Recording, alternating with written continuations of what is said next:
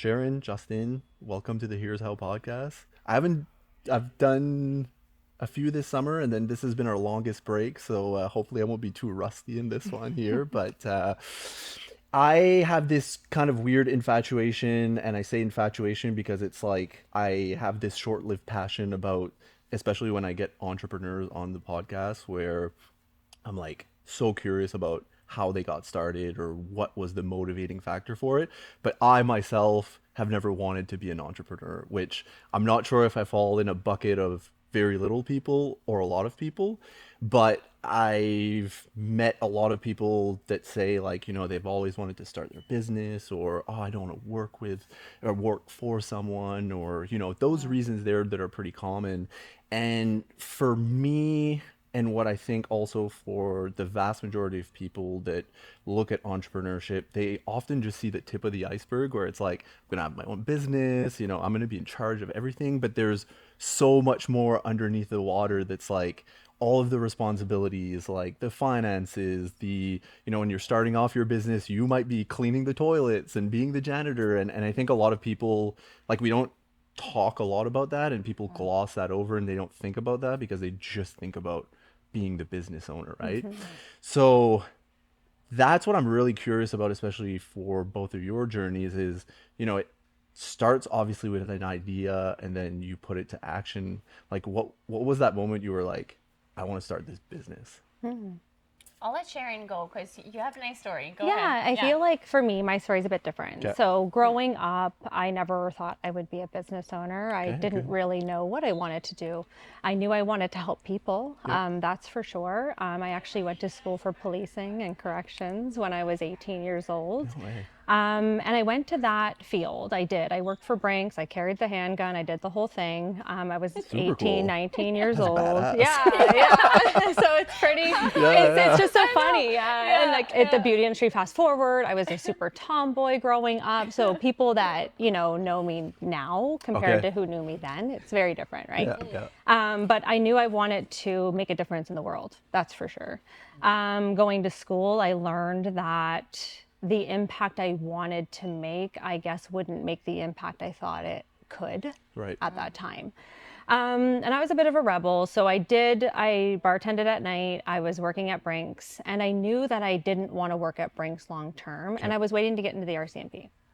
So I was going to be late for my shift at the rodeo. Rockin' rodeo, the no rockin' way. rodeo, that's right. And the truck wasn't ready for me. So I got upset. I was 19, I was Yeah. a firecracker, and I just quit on the spot. So I went home and I went to Kijiji, because that's what you did then, and I looked for a job. Okay. And there was this couple looking for a nanny, looking for someone to take care of their children Monday to Friday, 8 to 4. And I'm like, that'd be fun. And I can work at the bar. I can wait for my call to the RCMP. And the people that I went to nanny for own the company that I own today. Wow. Yeah. That's like so Yeah. So you would never think that. So I didn't, I started doing that. She recognized my work ethic, Okay. gave me an opportunity to work in her business, Yeah. and I was really good at it. And then I wanted to do that. I left Right. being their nanny and their personal assistant. My job was to make their life easier, and Right. that's what I did because that's what I was hired to do. And then I started at the spa, and then I went into management and went in to be the director of the companies. There was 2 locations. And then bought half of it in 2019 and bought her out completely in 2024, and here we are today. Yeah. Crazy. Yeah, so I would say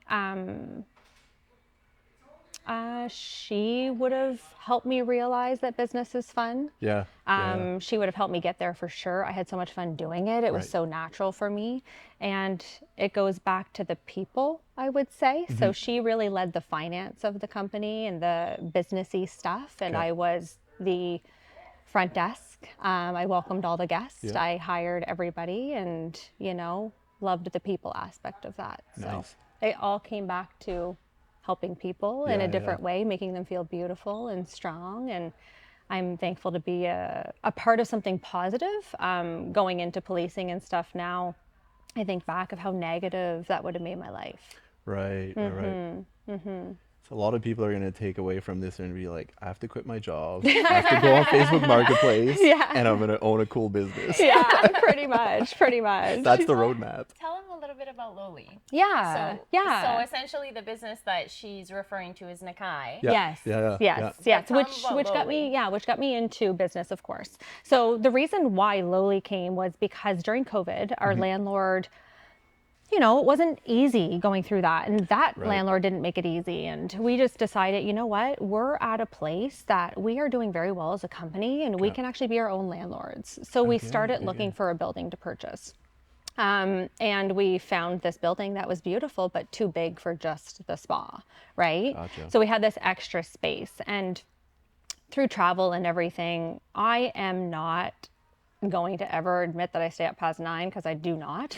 But I wanted, every time we travel, we always go to places that have a vibe at like 6 o'clock, have a vibe at like 2 p.m., have a vibe at noon, and it's coffee, it's cocktails, it's really cool food. So we wanted to bring that to Moncton. We wanted to bring the coffee / cocktail lounge vibe to Moncton, which you see today growing, right? Right. Which is amazing, because it shows that our industry of cocktails is still there, Right. but not necessarily I want a rum and coke and I need 10 of those, so it's a different culture when it comes to this industry. And I worked the rum and coke, once. I was going to say, very fast-paced Rock and Rodeo bar. would have been, Yeah, some good experiences, met some really cool people, and through that you kind of look at that hustle, and then you look at what we have today. It's completely different, but so we want to bring that. I wanted to be able to go to a place that I can have a mocktail. I don't drink, but to have a mocktail and have a balanced mocktail, Right. and enjoy it with my girlfriends or with my husband and other couples at 6 p.m. and it's vibing. Yeah. Not that. dead and we all have to wait until 10 p.m. That's the worst too, Yeah. right? It's like, I remember like going out, in our 20s, and it's only until like, 12:30 that people would actually arrive at the bar, and you think back now, it's like, I don't even, with the Blue Jays right now, it's probably the only reason I'm up till like 12 o'clock. Yeah. But other than that, it's like being at the bar at 12:30 is like the last thing I want to do. Yes, exactly. Times have changed. So Yeah. and we like to socialize, my partner and I, and we wanted a place to be able to do that. Yeah. And then coffee became huge for us, Yeah. huge. And I learned a lot about that industry as well. And like you said, I'll remember I had a bartender, and he came up to me, he's like, Sharon, I've never seen an owner on their hands and knees scrubbing a floor. Right. I've never seen an owner on their hands and knees like scrubbing this toilet. And Yeah. I said, if I walk into my space and I feel it needs cleaned, I'm not going to ask or tell you to do it. I'm going to do it. And I believe leading by example is the best way. I've been an employee for a long time, and now I'm privileged enough and honored and thankful enough to be an entrepreneur that, people want to join me on that journey. So of course I'm going to be there to help. Don't ask me to make you a cappuccino though. I do not have that skill. I will leave that to the professionals. There you Americano, go. I got you, but not the cappuccino. There you go. Yeah. How do you follow that up? What's the story? I know, that's a hard So- thing to follow, Sharon. Because Jeez.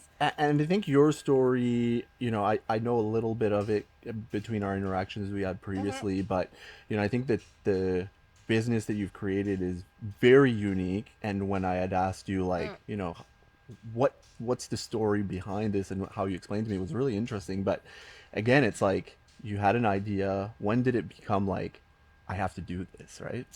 Yeah. Biggest major thing for me I have to route back to is my son. I think I've shared this with you. My second baby, my one and only son, Kendrick, I had him in July of 2022, excuse me. And the day after we brought him home from the hospital, he wasn't feeling quite right. And, typical baby has cramps. You start cycling their legs, massaging their belly, trying to feed them. And he ended up having a seizure and completely stopped breathing. Oh, wow.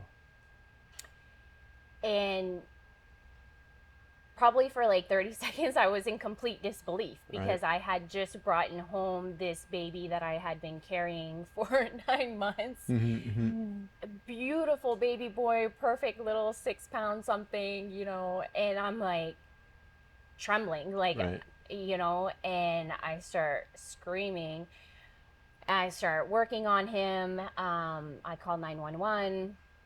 You know, and I still remember at the time we had just bought the house and we're out in the country, and we didn't have like a landline, so like the service was very poor. So like the ambulance lady, poor woman, was like, you know, like he's 2 months old, like she's trying to clarify, and I'm like, no, like he's 2 days old, like just send someone, like. I was like, you know, like we're out in the sticks, like just get to me, like I don't know what more to do, you know, like I'm trying to like, anyways, so they arrived shortly after. He was rushed to the hospital, and I rode with him in the hospital, and I remember still when we got to the hospital, the doctor was very calm and asking me questions, and the whole team like just swooped in and they started treating him and they started dosing him and they started like trying to like bring him back and bring him back and bring him back.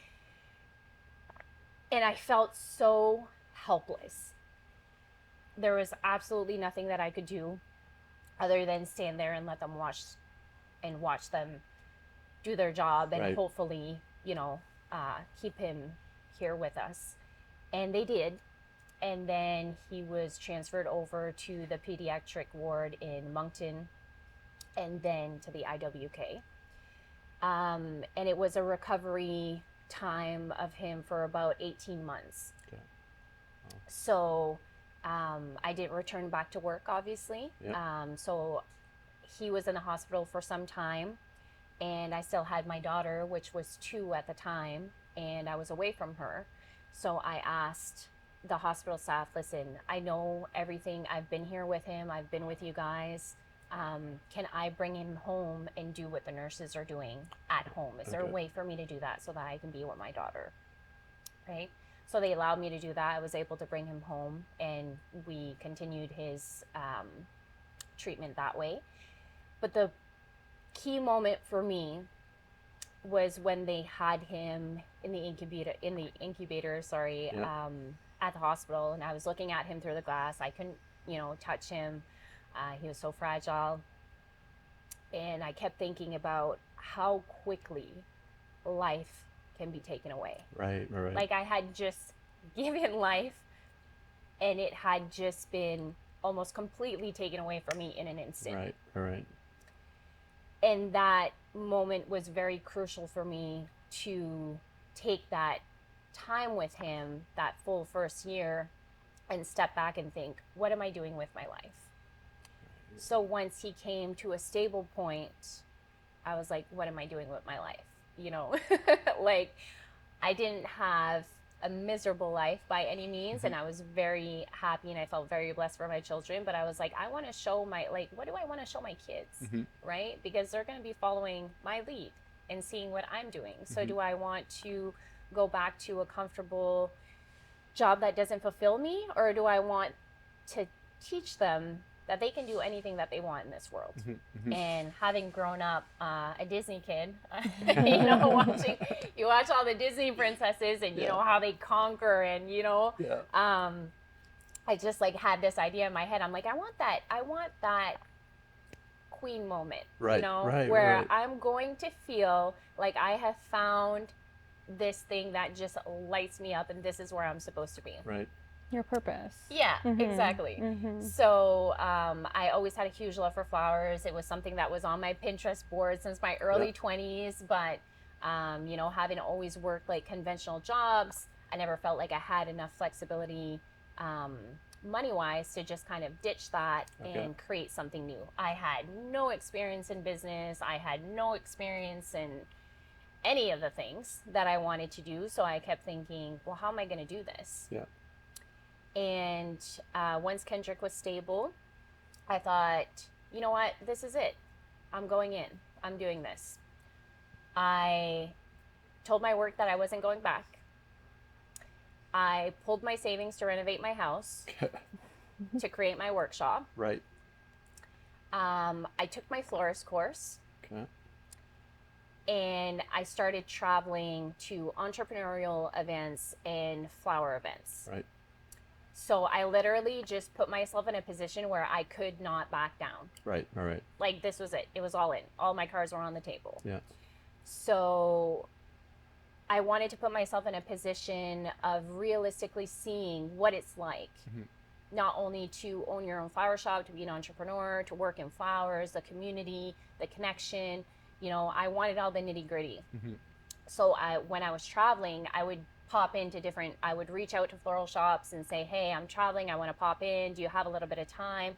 I'd come in, I'd question them, you know, tell me what you like about your dog. Tell me what you hate. And Right. I don't know why, but the people took the time, you know, and it was nice. Like, I created amazing connections. I got to learn from people that were already in that field, that had already, you know, so they told me their perception, how they did it, et cetera, et cetera. And I was like, okay, you know, this is me. This fits, you know, this fits. And while I did all of this, I told no one what I was doing. So I told no one I took my florist course. I told no one why I was renovating my house, like literally no one. My parents were like coming to me every now and then saying, so when are you gonna go back to work? And I'm like, who's paying for this? Yeah, and like, you know, just pause. And before I did all of this, I broke off my engagement. Okay. So I was a solo parent of 2 little kids while doing this.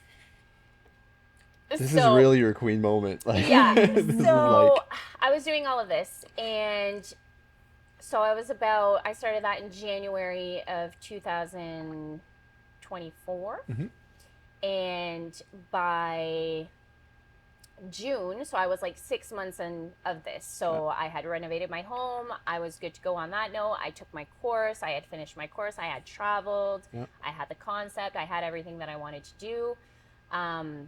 And there were 2 things that were not like nodding at me saying, okay, I don't have enough money for a location, an in-person location. What am I going to do? And second of all, I have this beautiful wedding venue that I paid for and that I'm not going to be using. What do I do with that? Right. So the biggest message that I kept hearing over time throughout traveling, speaking to entrepreneurs, speaking to people, the same message kept coming back, where people were saying entrepreneurship feels like a very lonely road. Right. And I was so stunned by that, because every time someone shared their story with me, I thought they were incredible. Right. So there were 2 things. I was hearing that people felt that it was a very lonely journey. And the other piece was, why don't I hear more of these stories? Right. Because these people are incredible. To me, they should have been highlighted. We should be hearing about these people all the time. Like Sharon's story is amazing. You know? So I was like, what can I do with this? And then the idea for the Women of Influence came to light. Okay. Where I was like, I'm going to have one night where I'm going to bring people together. I'm going to have people speak. I'm going to introduce my business, and I'm going to make local entrepreneurs in my community see that they are not alone. Right. So the invitation list went specifically to businesses and their teams. I approached a few friends that I knew, Renee, which you are also a friend of, that owns her own business as well, that It's Your Time podcast. I went to her house. I remember I sat her down and I said, hey, listen, this is what I want. This is what I want to do. This is my idea. I want you to speak and tell your story. And she's like, oh my God, my God, my God. And then she sits back and looks at me and she's like, well, fuck that. Because I'm like, I want the raw, open, honest, authentic, like your story. Because she had already been sharing her story, but there were some parts she hadn't brought to light. And I'm like, this is, like, I want full vulnerability. Full vulnerability. Oh my God, I can't speak. The full plate. Like, I want it right on the table. And she was like, you're nuts. And I was like, I know, but like, are you in? And she's like, I'm in. So I'm like, Crazy, okay. but okay. Yeah. So I'm like, so right in this position, she's like, I believe in you and I believe in what you want to do here. And that like just, it lit me up, right? So I was like, okay, I have her. And then I go to Brittany Fram, and I'm like, listen, I know that like this is unconventional, but the venue and my date and here's what I want to do. And she's like, okay. She's like, you know, probably has never heard this before, but she's like, okay. She's like, yeah. She's like, okay, let's do it. And I'm like, all right. So I wanted her approval, obviously, because I knew that her space was known to be a wedding venue and not necessarily like an event, like in terms of like corporate or business or etc. So she gave me her blessing in that sense, and then we started promoting for the event. I also had no experience in hosting any type of event. Oh, great. So good way to start. Also, so I'm like, whew, all right, here we go, you know. I definitely had some help, and we brought everything together. And I still remember, like, while promoting the event, people were like, but why? Like, why are you having this event? And I was like, why are you having such a hard time grasping the concept that I just want to bring a positive light? Right. That really stunned me too. Like, why does this feel so shocking? And that gave me a feeling of, I'm doing something right. I'm doing something different. I totally get it. People are confused, but it's going to have a lot of clarity when you come. Right. And there were two goals of this event. I wanted to softly introduce the Dada Flower Shop by decorating the space. But the main goal was to highlight the speakers and empower. Right? And the week right before the event, the person that I had helping me with the marketing and the ticket sales and stuff like that, she said, Jastine, she knew my story and how I had got to this. And she said, I really think you should speak. Oh, wow. Okay. And I was like, hell no. Like, I was like, you know, this is not about me. Like, this is about them. Like, it's about my speakers, like all of this stuff. And she's like, yeah, I know, like, I understand. But she says it to me just like this in French. And she's like, j'espère que ça mettrait juste la boucle Oui. sur le event. Because she's like, people want to know you and know why you're doing this. And they want to know. Right. And I didn't ever think, it never came to mind that people would have wanted to know who I was or my story by creating this. I just wanted to bring to light the concept. So the night before, I prepped my speech. Legit, like 24 hours before. And I'm like, you know what? I'm going to keep it short and sweet, but I'm going to open. Okay. So she's like, okay. Rock and roll. So everybody's seated, and I grab the majority, not the majority, but the majority of the people there have no idea I'm the one who's hosting the event. Okay. Right? So people are coming in, people are sitting down, I'm greeting people and stuff and saying hi, letting them know if they have any questions, stuff like that. But they have no idea it's that I'm La Darab. Right. That I'm the Women of Influence event person. Okay. Because we haven't highlighted this yet. So I walk up with the mic, you know, music turns down, and I start speaking. And I start speaking to the crowd about, you know, the idea that I had for this night and what I wanted to bring to light. And I tell them, listen, this was intended to be my wedding venue. And my ex told me specifically when I left him that all my little hopes and dreams would fail without him. Right. Wow. I am here to present you my new business, La Dada Flower Shop. Welcome to the Women of Influence event. This is my queen moment. That's amazing. And you could have heard a fly like on the wall.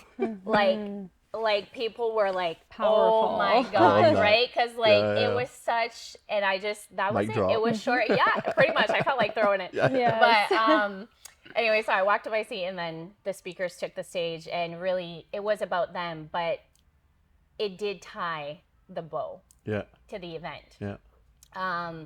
And that event was what really lit me up, because what ended up, the idea was, you know what, if I can just help one person, if one person can walk away from this night and feel empowered, I will be ecstatic. Yeah. Right? That's all you need, right? And the whole room was crying and laughing, and everybody hung on to every word that every speaker said, and it was lightning. Like, amazing. it became something so much more incredible that I ever even could have imagined. Yeah. It was amazing. It was one of the best days of my life, honest to God. And that night made me realize that there was a huge space for collaboration, for community. It did exactly what I wanted it to do, where it brought women in business together to see that they're not alone. It helped women connect, people being vulnerable, telling their stories without any walls up, talking about their failures, their successes, but more importantly, their failures. Yeah. You know, it brought such a raw feel that I think people really needed to hear. And I still, to this day, like, I'll see people and they're like, I love that event. You know, like they'll still tell When's me. round 2? Yeah, and it was such a domino effect, because women that came to the event ended up being my partners for locations to bring my flowers for La Darab. Yeah.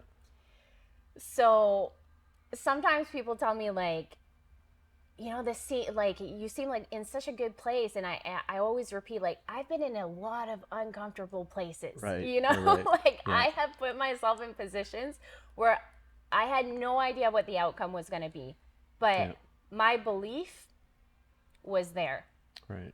And just one person telling me, hey, I'm here with you, that was enough for me. Yeah. Yeah. And it was just that domino effect of, I have one, and now I have another, and now I have another. And when, you know, I'd like to come back to what Sharon said, like, it's about the people.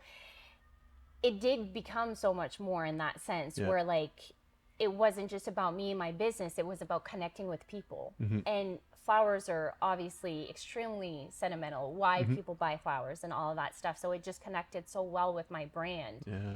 You know, and then that event actually created this whole, like, slogan that a lot of people talk about, is me saying, you know, I want you to love yourself enough to buy yourself your own damn flowers. I remember you telling that. You know, and it kind of became a thing. Yeah. And I was very authentic, and I used to say that to women all the time, to, you know, share, like, self-love and empower, and it kind of just became a part of my brand. And I embraced it. I was like, you know what? Like, people are feeling this. I feel this. It feels right for who I am. I don't like to say that I have a sailor's mouth, but it does happen sometimes, right? But it's just who I am, you know? And people connected to, what was surprising is connected people to that rawness and the authenticity. And that feeling was amazing. You just feel, when you can feel at home in your own skin by representing the brand that you truly believe in, and that you can see that people believe in you. It's magic. Like, there's nothing like it. Again, queen moment, right? Like, Oh you my just, God. you know, I love that. So for me, I think it wasn't about, like, I want to run my own business and I want all this. I think for me, the concept was that I always felt, even like as a kid, if people were mean, I was always that one kid that was like, but why? Right. Like, right. you could be nice. Like, it ain't that So hard, simple. right? So, and it sounds, you know, silly, but I was always kind of like that kid that was, like, throwing around confetti, you know what I mean? Like, cheering people up and, like, you know, and so that came very natural for me to be positive and encourage and cheer on. And so when I connected with that women community and women in business and, you know, flowers and clients, and, like, it just felt so natural. Yeah. And there were so many times that even though it was extremely difficult, I kept feeling I'm meant to be here. Right. I'm meant to do this. Yeah. This, you know, those little signs over time are telling me that I'm on the right track. Right. This is for me. And that was it. Like, that's all I needed personally to keep moving forward. Yeah. And it's crazy too, because like I think a lot of people, when they're put in a situation where like their back's against the wall, it's often really difficult to get out of that if you don't feel like there's support. So you're in a position where it's like, you know, you're always thinking about the worst outcome, that things aren't going to work out and all that, and to be able to like empower yourself to do that, and then to like find the avenue that you want to go to, and then be like, I'm gonna, you know, do it really quietly, do it this way. And then once you start asking people like Renee or Britt and all that, and then you see their support there, you're like, oh, all this quiet work was so worth it. Right? Like, I'm not crazy thinking this, right? Well, and you also had the people that thought you were crazy. Oh, you Oh, for sure. there always And is. exactly. For And sure. like you kept that secret, you know, I know family specifically. Oh, yeah. Sometimes they Right. they want you to be the safe road, Yeah. and you know, like the pension and you know, all of Yeah. this. So when you have an idea, normal people are going to think it's crazy. Yeah. But entrepreneurs are not normal. Yeah. You Yes. know? And I used to think like, why am I, everyone says, why are you so passionate and why are you so positive? right. And like, why do you always see life in like the glass half full? And I'm like, I can't imagine seeing it any other way. Right. You know, and I've Yeah. never lived in that world. So I realized you have to have that, you know, confidence and that belief in yourself before you even tell anybody else. You know, Yeah, but good for for you for sure. keeping the secret. I can't even buy a Christmas present right now because I know someone's getting it next week. So like, you're better than me at that. But It was Yeah. difficult, but Yeah. you know, the point of it was, is that I didn't want any noise in my head. Right. I didn't want anyone influencing my belief. I believed in myself and I believed in my idea, and I wanted time to figure it out and bring it to light without anyone else's impact. Yeah, and sometimes too, like I've learned throughout my personal experiences that I would have probably been more of the share first and do the work kind of thing, and then take the opinions of others. And I've always kind of struggled personally with, like, I'm an only child, and being around people or being a part of something was really important to me, but I developed these like people pleasing tendencies. So for me, like, sharing something was to get approval in a sense. Right. But I've quickly, like, not quickly, but over the years with experience, what I've learned is that, like, when you share something to someone, especially like you say, the example of like family, if it's not an expert of that field, like, that opinion, even though there may be a friend or a family and all that, like, at the end of the day, they're not an expert. And that tie that you have with them, that relationship, is going to have a bigger influence there than their actual objective nature of what they're saying to you, because they don't know, like you were saying, like, you know, they want you to do the secure avenue and all of those things. It's coming from a place of caring, but they're not saying it from a place of experience in entrepreneurship, right? So that if you tell people, and, you know, it's your mother or your dad and you want to make them proud, it can quickly turn that dream into like just a dream, right? Yes. And that's scary. Yeah. Yeah. Yeah. And speaking about dreams, that was a thing too, is like, I had heard something, I'm sorry, I can't remember the speech, but he was saying, you know, when the day comes that you're in your grave and you look around and you have all the ghosts of all the opportunities that life presented you, Yeah. how are you going to feel? Yeah. And that, like, I still think about that today, you know, all the time. I'm like, I don't want any ghosts. Yeah. Which is funny. I'm born on Halloween. But anyway, but it's just like, I don't want anything haunting me. You know, Right. you only have that one life. Everything that happened with Kendrick showed me how precious life is. And it's really sad to say that sometimes it takes those like huge moments to really step back and appreciate life, and that you only have one. Yeah. But that was it for me. And my God, I can't even imagine living any other way than the way that I'm living now, you Right. know? but what I wanted to come back to, I'm sorry, you mentioned something, I lost my train of thought. What did you last talk about? Sorry. Just about the fact that, you know, keeping it private, and also Yes. that like sharing that with family, sometimes they not Yes. doubt, but like, are you sure? Like, Yeah. Yes. you know, like Yes, it's comfortable, Yeah, you know? so that's what I wanted to speak on. Yeah, sorry. So after the event, I actually had women messaging me and saying, hey, can we grab coffee? Hey, can we chat? Hey, can we? And I was like, okay, sure. Like, not thinking anything of it. So I go to the first one, which was actually at LoLi, funny enough. There you Nice. go. And the girl sits down with me, and she's like, she was at my event, and she's like, listen, she's like, I love the event and all that stuff. I want to start my own business. I'm feeling. So she had actually asked me for coffee, like for inspiration to follow her own path. Right. And I was like, Incredible. I'm not a business coach, Yeah. right? Like, I I was just like, started. this is crazy. But Yeah. like, so we had a good chat and, you know, like all this stuff. And, but one of the things that she was mentioning was that her interpersonal circle was not supportive. Right. And I kept telling her, like, why does that matter? Right. You know? Yeah. Oh, my sister's saying this about, you know, she doesn't think it's a good idea. And she, you know, and I'm like, but why does it matter? Like, tell me. Like, I kept asking her, like, why does her opinion matter about the choices of your life? Like, is she paying your bills? Does she wake up in your bed every morning? Does she look at you in the mirror and think about, you know, the dream that you have, like, weighing on your chest that you're not achieving? Like, just tell me, like, why does it matter?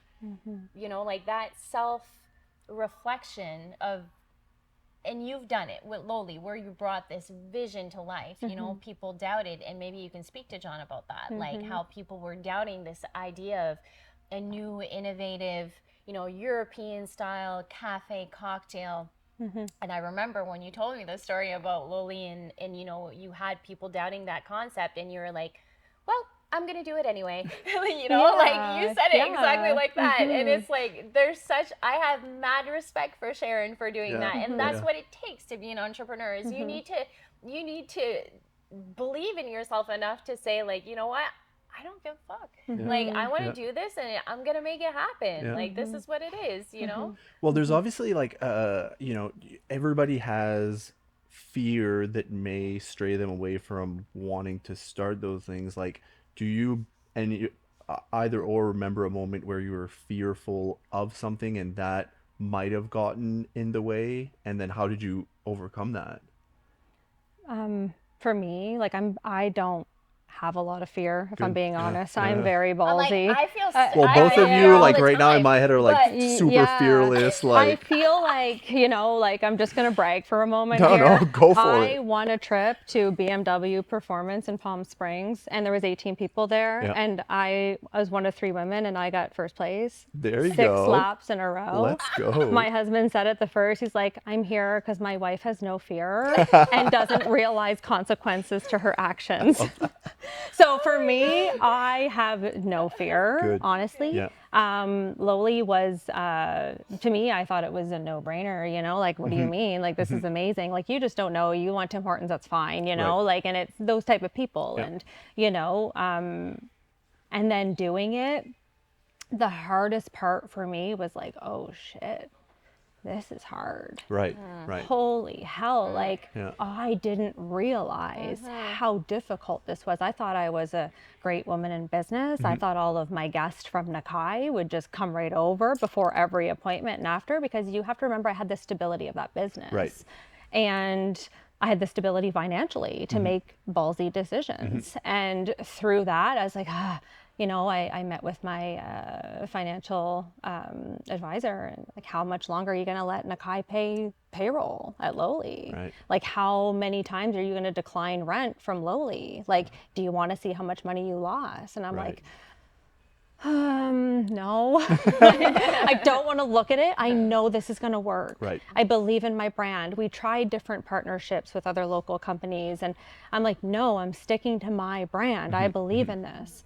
And my last pull on the plug was hiring a digital marketer.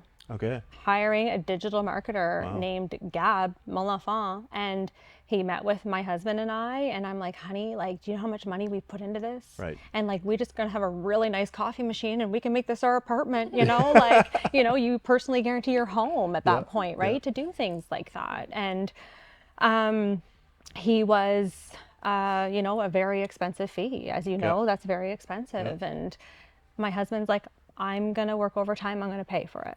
Wow. You know, and I'm going to get emotional. That's some support there. And he did. And it saved our business. Wow. It really did. Yeah. You know, and LoLi is projecting what I promised RBC it would year one, you know, and I'm proud of that. And I am very proud that I'm going to have a 6-figure cafe cocktail lounge within the next, you know, 12 months, you know, and that came with hell. That came with, like, I'm so embarrassed no one's even in my parking lot. You know, I hired these passionate staff and, you know, told them about my business plan and they believed in me, you know, so I felt like I was letting people down. And I looked in the mirror and I said, Sharon, you're responsible for 65 people's paychecks. Right.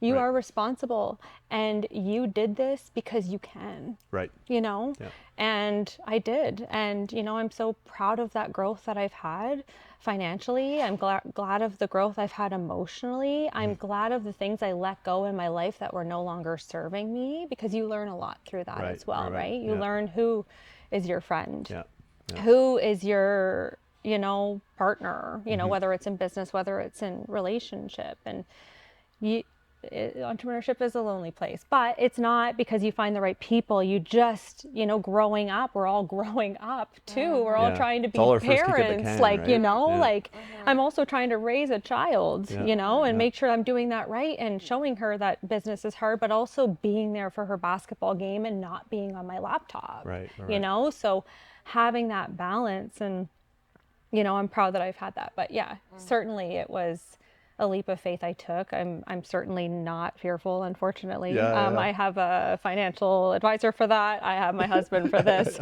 And thankfully they are supportive.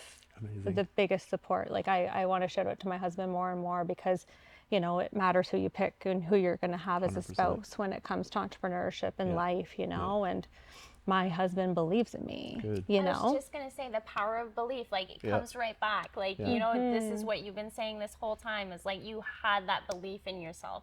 You had that, and your husband had it too, and that's just what it took to do that one move that turned everything around. And you know damn well my husband and I go for a date night at LoLi and we end up in the dish pit every single time, you know, and that's okay, and that's a part of it. And I can't imagine watching one of my artists. We don't use the word staff, we use the word artist, because everyone is their own artist. So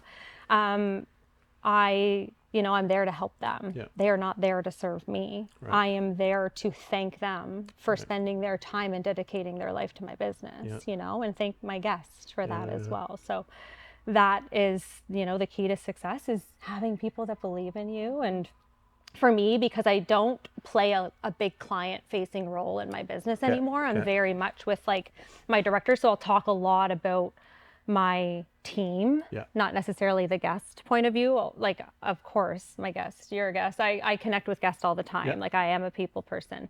But when I talk about people believing in me, I talk about my staff. You know, I talk about my team. I don't.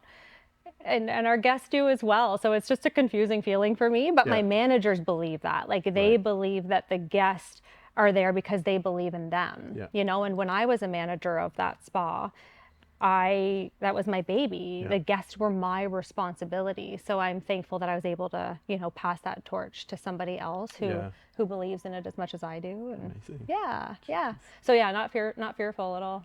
We should have known when you started talking about the Brink story and all that. I was like, exactly. That has bitch here. And I try to bring myself back to earth sometimes, because I live in this world of just everybody's great, and my husband's like, you're so naive. I'm like, why do you think that person's gonna fuck us over? They're not going to, you know. So I always believe in the person. And I kind of share, I've been burned in the past and things like that, but I've always come glass half full for sure. But also I come at the table giving everybody 100% respect, and you can only lose it from there, right? So I think Yes. it is right to start and be like, it's not necessarily naive, but it's like, hey, I come in with best intentions, and my expectation is that other people do it until they prove me wrong, right? So Yeah, yeah, that's a good way. any fears I was or gonna say I feel a little bit opposite. Like, I think I feel the fear right. regularly, Yeah. um, but I don't let it control me. Right. I let myself feel that when I was launching the Women of Influence event, I was terrified. Yeah. I had no idea how many people were going to show up. I had no idea how people were going to react to it. I had no idea if I was going to fall flat on my face when I took that mic. You know, I had no idea how it was going to play out. But something that I think one of my biggest strengths is that I am very resilient. Right. And I show up, and it's like as soon as that moment comes in, I'm just there 120%. And I don't let that fear take over. I kind of attack it head on. Head on. Right? Yeah. And those are the moments when I feel that I really shine. Right. And, you know, I felt the same way. I remember once I was ready to launch regular palette bouquets, following the Women of Influence event, I connected with Jerica from Tire Shack. Okay, cool. And I wanted to do it for Valentine's Day.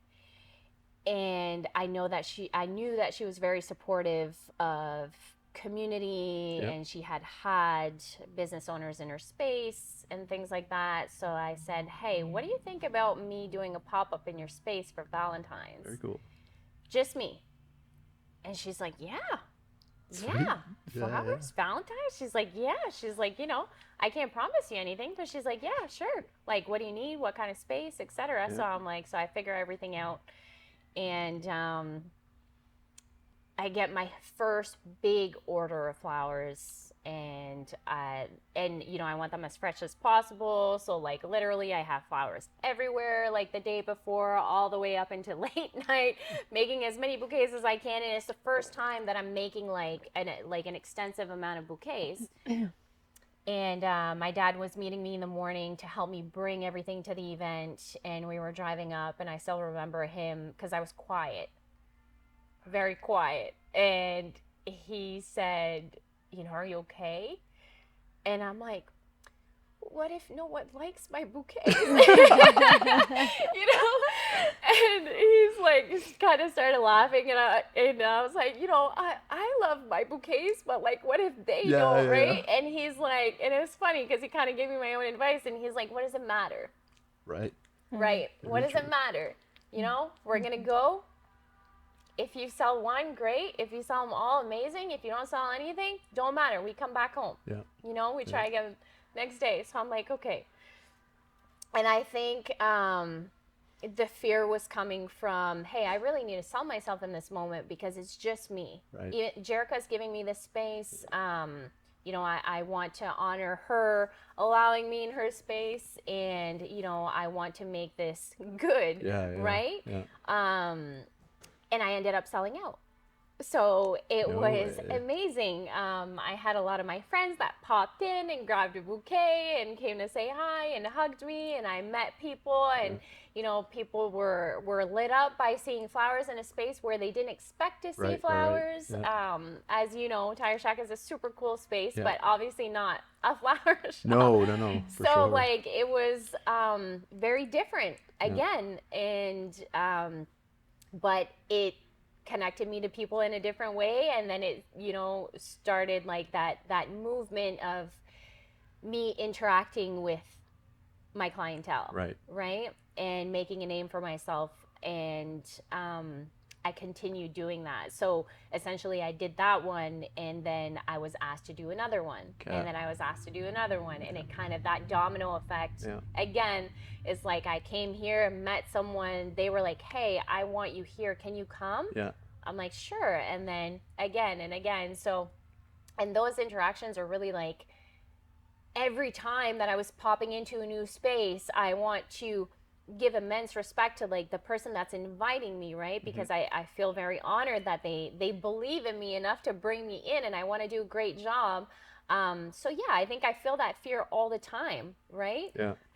But as soon as I get there and I speak to like that The one switch turns on, person, eh? or that one person buys that first bouquet and they just light up, I feel like all my fears just melt, Right. you Right. know? Mm-hmm. So all I worth feel it. like I'm a bit opposite to Sharon, I love but it. I don't let it control me. I think Yeah. it's a very, like, Sharon is the abnormality here, the anomaly, you know, of not, you know, you're fierce. But I think it's very normal. And I think that a lot of entrepreneurs don't admit that, Right. Right. you know, because they want to seem in control and that everything is going smoothly. And you know what? Entrepreneurship is very messy, you Yeah, know, yeah, yeah. it's chaotic. Yeah. And I say this a lot, like when I do my flowers, I think something that humbles me constantly is every stem that I get is unique, Right. because flowers are real. Yeah. And I love that concept, is that they don't look exactly perfect because they are real, right? They have thorns because they're real, right? And taking away thorns from the rose is not a real rose, you know? Yeah.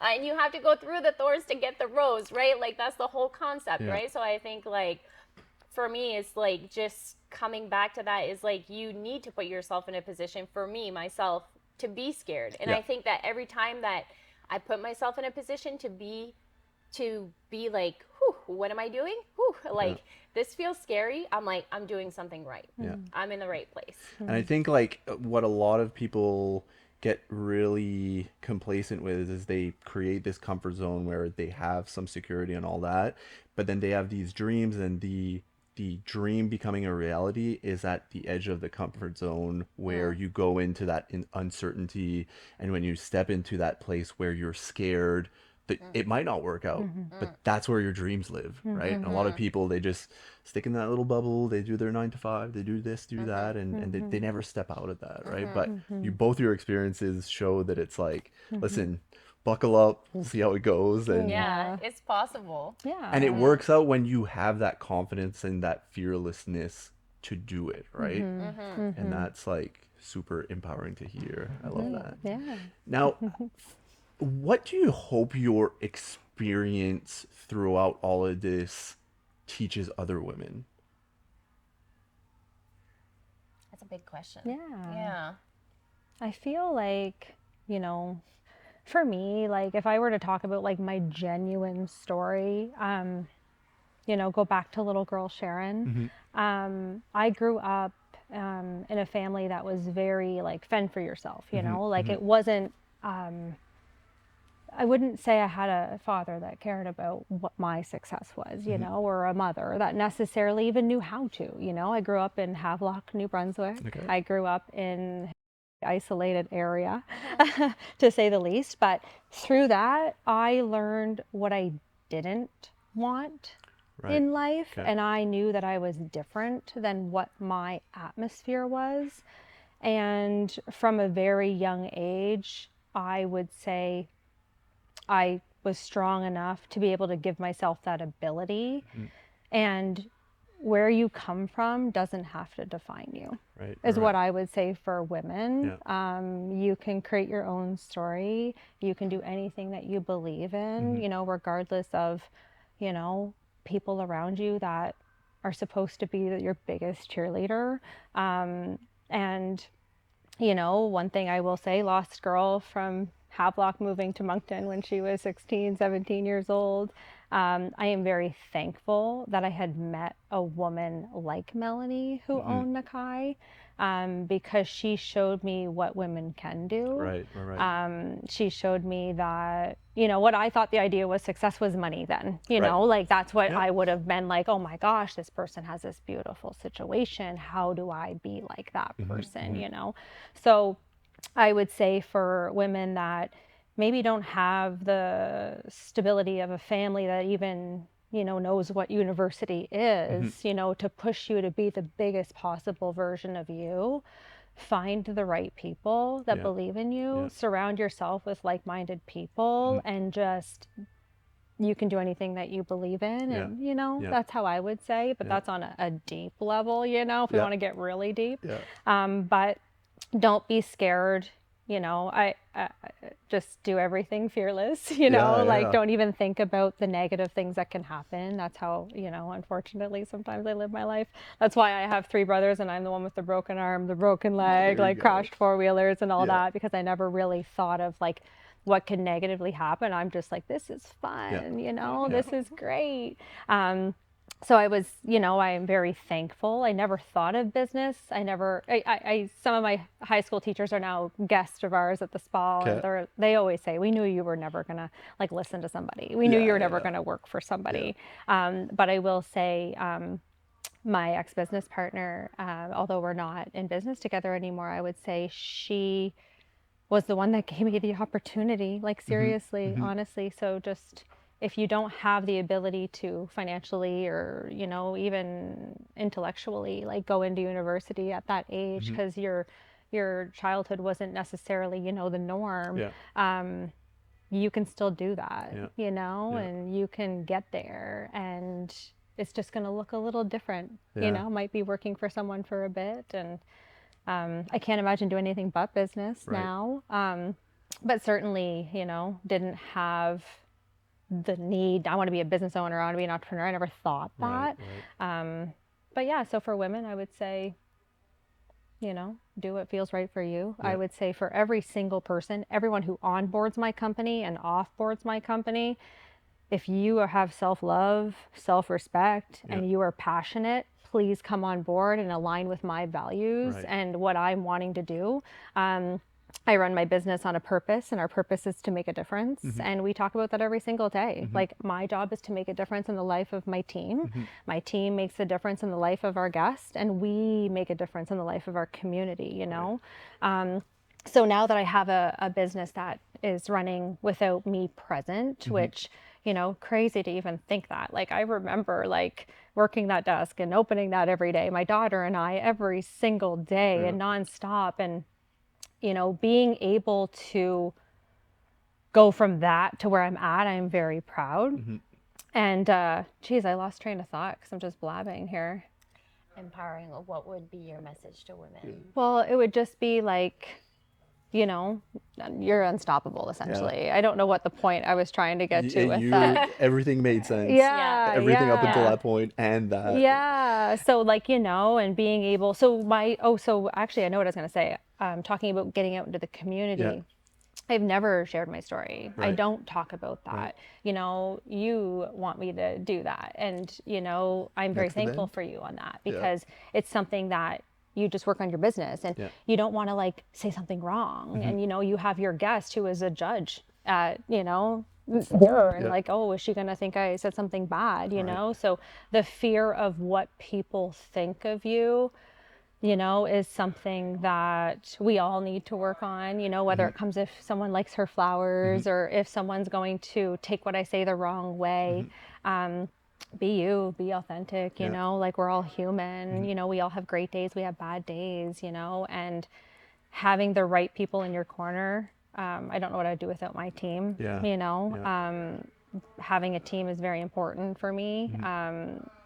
I get to work with incredible women. I do have some men, 98% women, There you go. Yeah. but a very small percentage of men. And I'm thankful to be around people to remind me to straighten my crown too, you know, Right. and to remind And wear it me, proudly. yeah, wear it proudly, wear it fiercely. And Yeah. it's okay sometimes if it gets tipped over because, you know, you said something, and you don't have to hold yourself to that high level of like expectation all the time. And when I let go of that, you know, Mel Robbins, who didn't help every girl out with that, the let them theory, but you know, like with employees, like it used to hurt me so bad when people didn't want to be a part of my vision anymore, Right.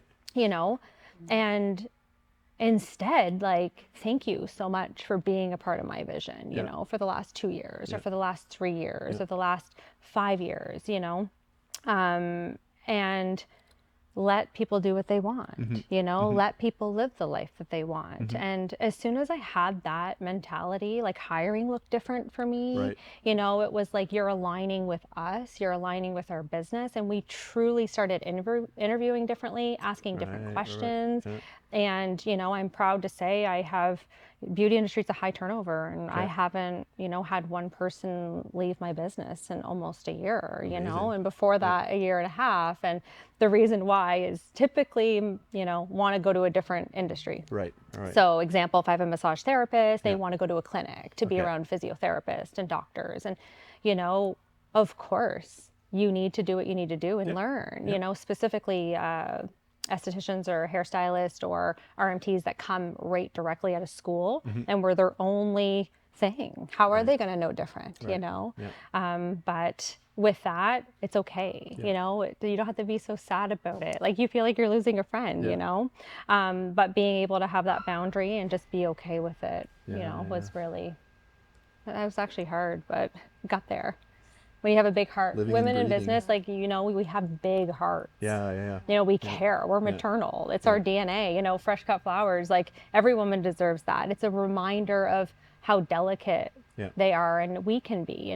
Being a woman in business is so easy to be masculine. Right. It's so easy to forget about being what we should be. And fresh cut flowers are in my house every week, and my husband knows it helps. It actually helps the energy in a home. It actually helps the energy in a space, and having appreciation for things that should be delicate. So you're reminding people of that all the time. You're welcome. I love that. So what do you want women to take away from your experience? From my experience, I love everything that you said, Sharon. Sorry, I need to say that before we keep going. This is beautiful. What I want to route back to is you can't train character. Yeah. You can train skill. For sure. And I think that for me, that was a huge strength, is that I kept with my character. And I was always a kid, that kid growing up that I kind of felt like a black sheep, I didn't like to follow the crowd. I got picked on because of that. I didn't understand why people did things like being mean instead of being nice, and I was always a very positive, sprinkle around happiness like confetti type kid, right? And I think when it came to Nadarab and my vision with it, is that I really just wanted to spread joy. And that concept, I kept thinking, I get to sell joy, really stuck with me,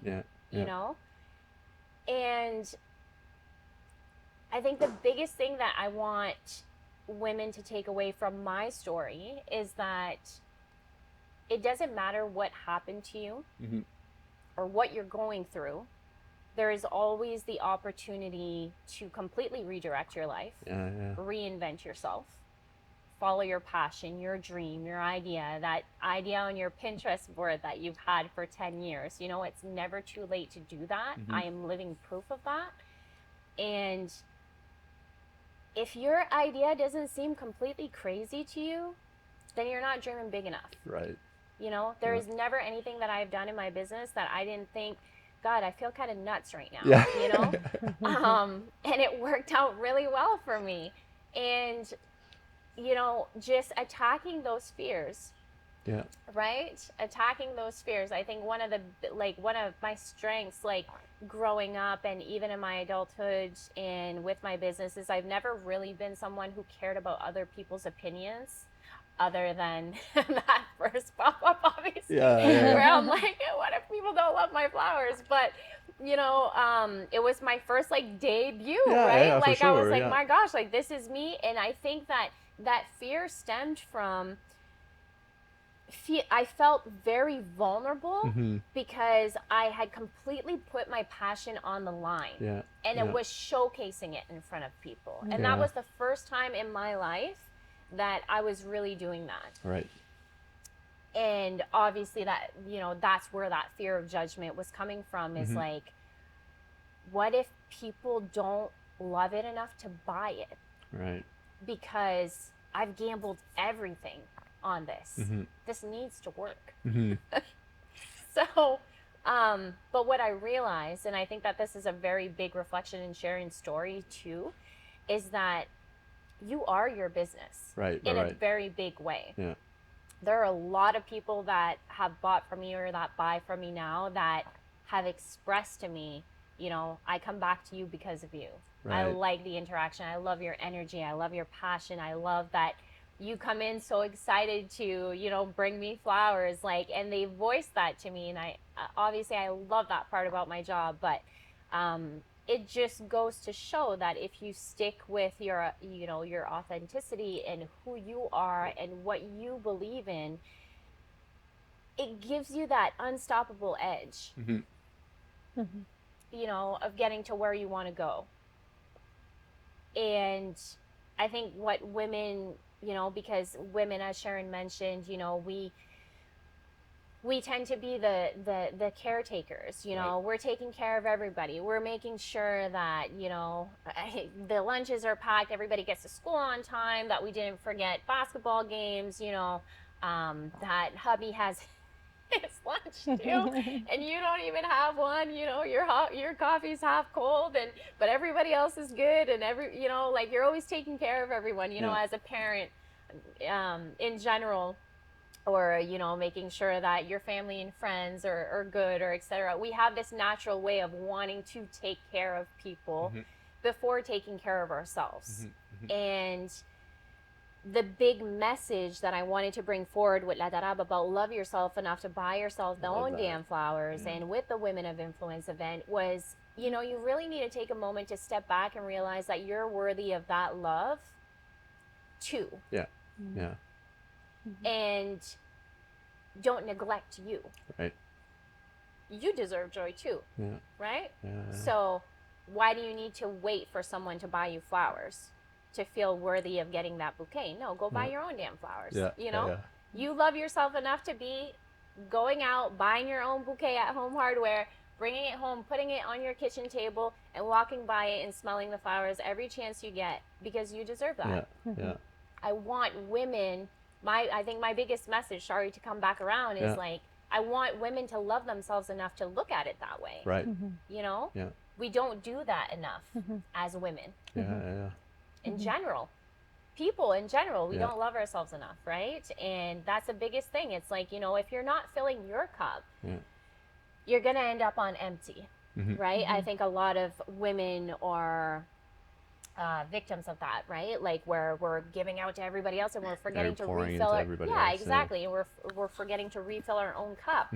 And when I transitioned to the opening of La Darab and doing all of this and the traveling and, events and stuff like that, like, I remember people that were close to me saying, like, you're spending a lot of time away from the kids and, late nights and this and that and this, and, impeding that judgment, right, of what I wanted to do, of what I was doing with my time.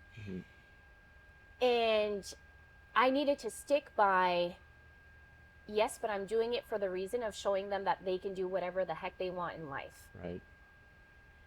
And when I'm coming back home to my kids, my cup is overfull to be able to give them a mom that is happy, that has purpose, that has love, that is full of joy. Yeah. Rather than working that 9 to 5 that was not doing that for me. Sucks it all out of you, right? Exactly. And then coming home to try to be happy. Yeah. Right? Yeah. So that was a non-negotiable for me. So if you're constantly, people might say it sounds selfish. Yeah. But I think in life that you need to be to some extent. Absolutely. You have to take care of you before you take care of anyone else. Yeah. And I, as a mom, as an entrepreneur, as, a partner or a friend, I believe that because I want to make sure that I'm good so that I can show up for you. Yeah. Yeah. You know? Love that. That's Buy your flowers and then buy yourself a facial. yeah. Two for Flowers one. and facials. Win-win. Flowers and facials. Exactly. That's Yeah. right. And I think both of your experiences too is like, where the authenticity comes from that's really powerful is that you're, when you quit on the spot and you were like, I'm gonna do this differently, and then for you that moment where you have that setback and you're like, what the hell am I doing with my life, and life's too short to do something that I don't love. You starting that new identity is super scary. And you do probably think in those moments like, I'm really delusional, like what the hell am I thinking? But it's only delusional until it works, right? And I think you're both living and breathing that experience where it's like, I course corrected, I did a 180 here, but I believe in this 180 and I'm building an authentic identity of the person that I want to be, not something that somebody else wants me to be, right? That's right. Correct. That's And right. that I think is the powerful message that's coming out of your experiences where it's like, oh wow, okay, like this is my life, I need to take control of it. Like that's the selfish moment. But it's important to show up for other people and be the person that you should be, right? Correct. Yeah. And I think it routes back to like when you talked about like the people pleasing. Yeah. I don't even think it's about reinventing yourself. Like that word is thrown around a lot, but for me, it almost felt like I was peeling the layers back Right, of I like who I that. actually was underneath. Yeah. Right? It didn't feel like all of a sudden, hey, I wake up tomorrow and want to be a new Jastine. It was like, hey, she's in there actually. Right. Yeah. And you have been layering her over with societal opinions, Yeah. with people's judgment, fear, people pleasing, like all of these aspects that you have just like guarded yourself with and guarded yourself with and guarded yourself with, and all of a sudden you lose sense of that your true identity. And I don't know why this is coming to me, but I sing this song to my daughter and I was listening to it on the way up, but it's called Daydream, and she talks about like when we're kids and we dream about being astronauts and rock stars, and like we come into this world with such purity and belief that we can do anything and be anything that we want, right? And over time, life, people, things happen that like kind of redirect us into thinking that those ideas aren't possible. Right. And then we end up in a position in life where we're daydreaming about who and what we would actually love to be doing. Yeah. Yeah. And the whole concept of the song is to be living your daydream, Right. because reality is better than sleeping. Right. Right. So when I got to that point in my life where reality was better than going to sleep and dreaming of my dream, Yeah. Then you were living. yeah, Yeah. you know? My therapist calls that masking. Which I'm really good at, I guess. Yes, yes. But it's tough too, because I think like, if you live through life going through experiences, and like you say, it's like, and funnily enough, gonna quote Kanye West on something like this. Like, he tells this crazy story. Well, the way he says it is pretty crazy, but I think it has a powerful message in it. It's like, you think of a kid that's in a restaurant with his parents, and the kid jumps up on the table and starts singing or starts doing it. That kid doesn't know better, but society tells the kid to come off the table. You're not supposed to do that. And that's the pressure of society that says that kid can't dream. And I think, that explanation is maybe like a little bit difficult to understand, because the kid really shouldn't be on the table kind of singing. But it's like a metaphor to like, when a kid has this idea and it is so pure, we almost, as we grow older, lose sight of being able to dream so big, because we're so scared of either failure or people won't like it or I'm not gonna fit in. It's And all about like how the parent reacts too, right? yeah, So like if my daughter, I would whisper to her and say, I love that you want to be a superhero right now. And I love that you want to fly off this table, but we're going to get down yeah, and we're going to do that on our table at home. there you go. You know, and it's still believing in your child, Yeah. but teaching them what society needs, because society does need that. You know, Right. like I run a spa that we don't allow children in, you know, that under the age of 12, because, you know, Yeah. we need quiet, you Yeah. know? So with Yeah. that being said, I agree. It's all about us being emotionally intelligent enough to understand, how do I respond to my child right Right, now? right. You know, my child is supposed to throw temper tantrums. That means they have strength, Yeah. you know? They are supposed to dream big because I taught them that. Yeah. I taught them there was no limits. Yeah. But then you also need to think about the impact of what you say to your child. Right. Yeah. Right. Yeah. Which is powerful. Yes. You know? I was just going to say, I think that probably the biggest blessing about having kids for me was that you get to witness life happening again. Right. Right? Right. And it really changes your perception, and it almost kicks in your inner child in a really big way. At least it did for me. Yeah. And what you made me think of is my daughter, obviously, but the one thing that I love the most about my kids is they believe that I can do anything. Right. And when I say anything, I mean like my daughter thinks that I can shake the clouds and make it snow. Yeah. So when the first snowfall of the season comes around, Oh my God. she will stand at the window. I have a video of her and everything saying this, and she says to me, "Oh my God, Mom, it's snowing. You made it snow for me."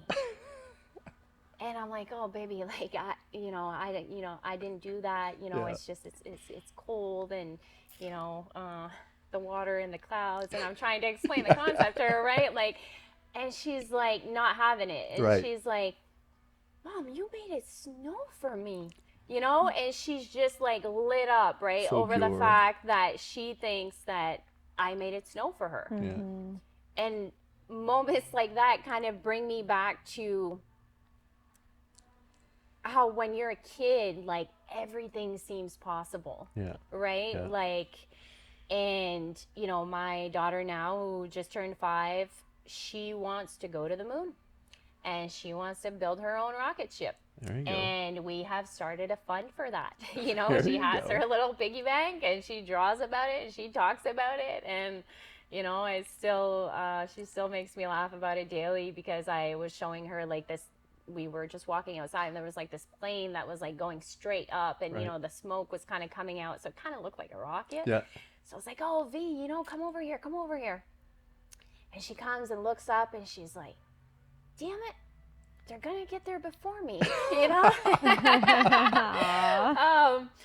which made me laugh. But I love seeing her creativity and her belief, and like this big dream. Yeah. Right? And constantly feeding that into her, that she can do anything that she wants to do in this world. Yeah. And I love that. And by leading with example, Yeah.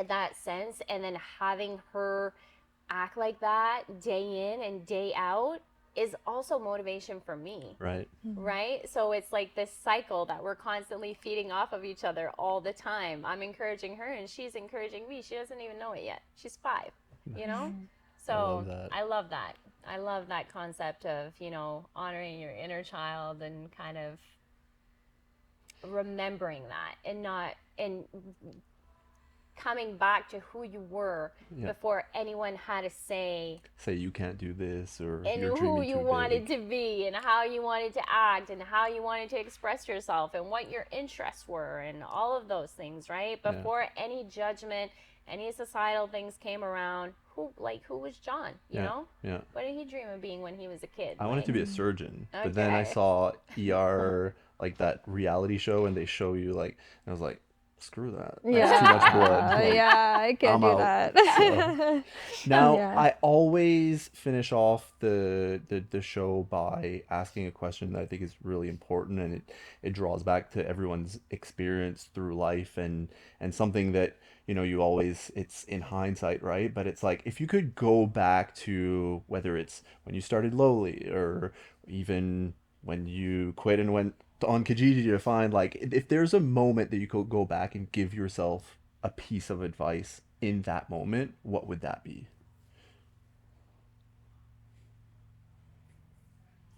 Um, I'm gonna have to go down. I'm gonna have to go back to being a mom Yeah. for this Yeah. one. I was a very young mom. I was Okay. 22 when I Okay. had my daughter, and you know, hearing you talk about stories. I was a single mom, and I was in grind mode, and I was workaholic, full out. So I would say to myself back then, go push your daughter on the swing. You Right. know, go be a part of that moment, rather than your daughter saying, well, that's my mom, Sharon Kelly. You know, she's busy. Yeah. She's Yeah. just working. Yeah. That's what she does, you know? And I'm proud of her for seeing that strength. But when I hear you talk, I'm like, I wish I would have taken those moments and enjoyed them more. And I'm proud of my daughter. She's an awesome human. I could not be more thankful of the mom I am, but I didn't slow down. So if I were to go back, and I brought it to the mom thing because there's nothing else I can think of, would have been slow down, Yeah. and that can wait, you know? And I'm so thankful that I've created those boundaries for myself today, and I will never miss that opportunity today. Yeah. Yeah. But when you hear the little innocent 5-year-old talking like that, and it's like, oh my God, like, I will never get that back, you know? So if I were to give myself a piece of advice, is slow Slow down down. and enjoy. And even looking back, the things that I would handle, it was just nonsense. It wasn't Yeah. even Yeah. business growth. It wasn't even, it was just like, oh my gosh, someone else, I got to go cover for this. It was just the exhaustion. Yeah. And it's because I didn't have the right team, you know, and now I do. But yeah, that's what I would say.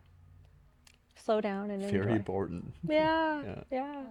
He said we would cry, so Yeah, I had know. to do it. I'm getting a little like, It's exactly. yeah, I know. I'm not a big crier, but you choked me up a few times, Sharon. Yeah, I'm yeah. gonna start waterworks here. Therapy's working okay.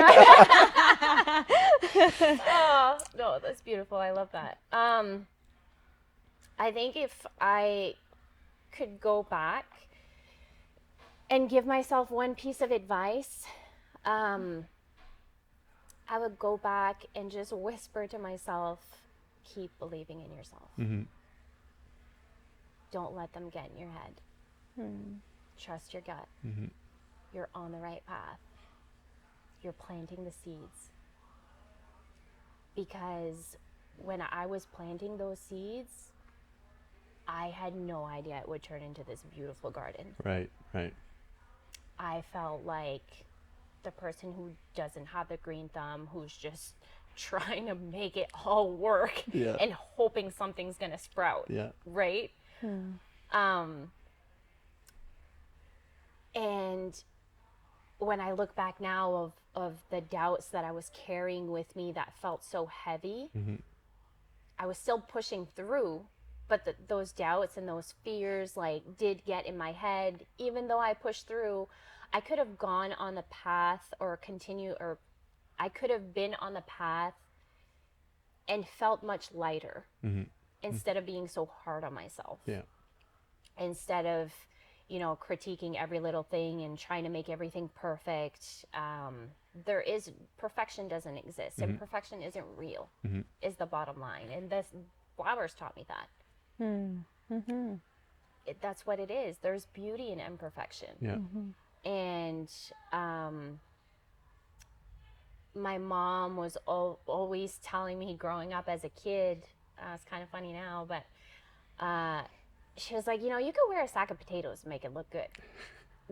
And she didn't say that because she thought I was the most prettiest or, a model, but she said that because of the way that I carried myself. Right. Right. And the way that I believed in myself. And if I wanted to make a potato sack look good, I could, Yeah. And that brought me a long way in life, just believing that I could make it happen. And I've had so many people over time where I share a little bit of what I'm doing and where I'm going, doubt, you know, my ideas, and would say things, you know, people that I care about that, you know, are in my life, and that would say things like, well, you know, no one's ever done that. Right. And my response to that is always exactly. So what has served me most has been trusting myself and trusting my vision and believing in myself and staying true to myself. But if I could give myself any word of advice going back, is believe in you, keep believing in you, you know, like instead of being like, oh my God, how, like, this is scary shit, you know what I mean? Like everything, how am I going to make this work? And how am I going to, you know, if I would have just given myself some grace, that's probably the biggest word I can think about, is give yourself some grace. You know, you're planting the seed, you won't get the flower tomorrow. This is what it is, and this is the reality of it, right? Everybody that jumps into entrepreneurship and, you know, having their own business, a lot of people, like, they get discouraged because they want to be at that end, at that winning point from the get-go. From the get-go, And that's not the reality of it. And the beauty of that is that the real flourishing is in the journey. Like, it's about all the little mundane stuff that you do every day, whether you're cleaning up or, you know, like all the little pieces. That's what actually humbles you along the way. You know, the moments that you have with your kids, you know, that you made sure to manage your schedule, to spend time with the people that you love, to fill your own cup, to buy your own flowers, to take care of yourself, to get a facial. You know, like all of those very mundane things that people don't think are a win are actually what carry you through. So I think my biggest message would be that, you know, give yourself some grace. Keep trusting yourself. Kind of aligns with the whole slow down thing too, Yeah. you know, so we at the 100%. end, you know, have the same, because you make a lot of mistakes when you're driving really fast and going really fast. So sometimes just slow down and realize how much self-love and self-help makes everybody around you better. And And I think my struggle with that was, like, there's such a big perception of, like, and I think it's still present, unfortunately, where, like, when women are choosing themselves, that's seen as more selfish. Right, So I did right. have, like, a lot of pushback, like, over time of, like, well, you're doing all these things for yourself, but wait a minute, you're a parent. You're not supposed and you're, to do that. Yeah, like, whoa, you know, you're doing a lot of things for you. And having to push back constantly and creating that boundary, it's hard. It's hard not only to create a boundary, but to maintain it. Right. To maintain it. And, you know, but then over time, it gets easier and easier and easier. And the people see that what you stand for, if you keep being true to your values, that's when you get in alignment. And I feel like that's exactly what you were saying, Sharon, is like you are at a place where you feel aligned, where you have that beautiful balance of, like, being able to spend time with your family, with your daughter, with your husband, and you know, you love your business and your staff absolutely loves you. And, you know, all of those things that should be enjoyed. That's what you were chasing this whole time with entrepreneurship, was that It's not freedom. just the money, it's the freedom. It is, the, you know, people talk building about something money, you believe in. but really what you're chasing is freedom. I agree. The freedom to be able to do what you want. when I was when I talk about little me looking at the big house and that was money, I did chase that, you know, I did chase the money and I did grind that out, and I chose, doing that over watching my daughter's basketball, I actually am different. I can impact women differently, maybe that are more masculine. Like I wasn't naturally maternal. Right. I wasn't naturally, I'm going to be a housewife. I want it to be the opposite. That's what I was told I should be my whole life, So I don't want to cook. Like I don't want to clean. Like I don't want to do that. I want to make my own money and I want to buy what the fuck I want because I can pay for it. And I actually was the opposite. I pushed men out of my life a lot. I didn't allow anyone to help me. And I'm like, well, I'm paying half and I'm not letting you do that, So I had to train myself to be okay with someone else taking care of me. Yeah. Because I had to take care of myself my Right. entire life. Right. And having someone else take care of me was the hardest thing for Yeah, me it's to scary. do. Agreed. I took care of myself. I took care of me, because if I didn't, my daughter would miss out financially. My daughter wouldn't, and to me, finances was it, you know? I had to wear my brother's clothes. I didn't get the trendy stuff, and I wanted to make sure I didn't ever have to say no to my daughter.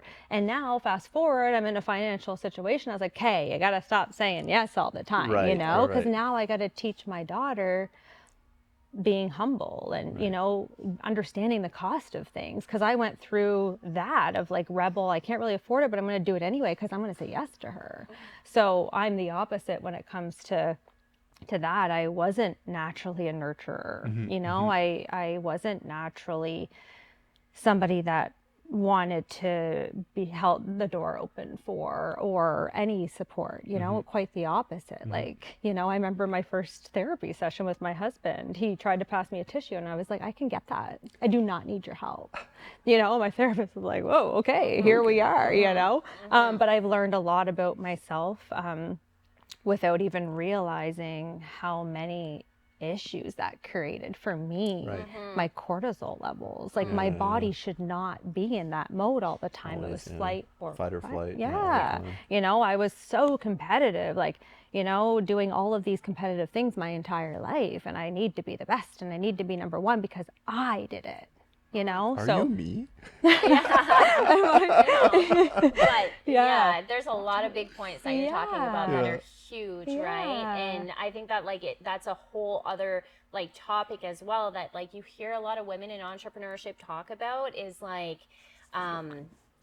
I think there's like this slight like intimidation from men about women that want to like be that 1%, like that want to level up, Yeah. right? Yeah. And then so they either have like a man in their life that's like, oh, like I'm not quite comfortable with this dynamic, Right. and the women are like, well, listen, like either you keep up or you fall behind, Yeah. right? But also like on the flip side is like when you do meet someone that is like, hey miss, I can do it myself, Yeah. sit the fuck down, Yeah. and I'm gonna take out the trash Right. for you. Right. And you know your instinct is to be like, well, I always do that, you know what I mean, I can do it, I can do it myself and all this stuff, and it takes a lot to like kind of scale back and find that balance, right? And you know, want to be, I think it's very important to be in your feminine, oh my gosh, in your femininity. Yeah. Is that Yeah. correct? Yeah. You know, that's where you like blossom the most, right? Like where you're actually able to have a partner where you can be soft Yeah. and feel safe, you know, to not be the boss all the time, right? That's a huge thing when you're like being the boss all the time and you are like in this big high energy, and then you want to come home and be able to take that off, leave that at the door. Yeah, exactly. Yeah. It's not that I don't want to continue from no. Yeah, our we could cameras talk are all all gonna day die. long, yes. It's been like this experience has been super uplifting. Yay. I still don't want to be an entrepreneur, though, so didn't work. Yeah. But thanks a lot for sharing this. Like I think that, you know, there's obviously layers that we didn't even get to, but I think this really shows how important it is to be a big believer in yourself, to be in your corner, but also that, like, you know, for a business to be successful, you have to believe in what you're doing, but people have to see that as well. So that authenticity of that belief is really important. And I think both of you are like both doing that perfectly. And I think that that's why your businesses are successful. And congratulations to both of you to be able to do obviously what you're passionate about, which is amazing. And that's probably the one thing that I'm jealous about when it comes to entrepreneurs, that I am very passionate about what I do, but I'm not doing it for myself. Right. And you have that freedom that you were talking about. Yeah. So Yeah. thank you. Yes, thank Thanks, you. Yeah.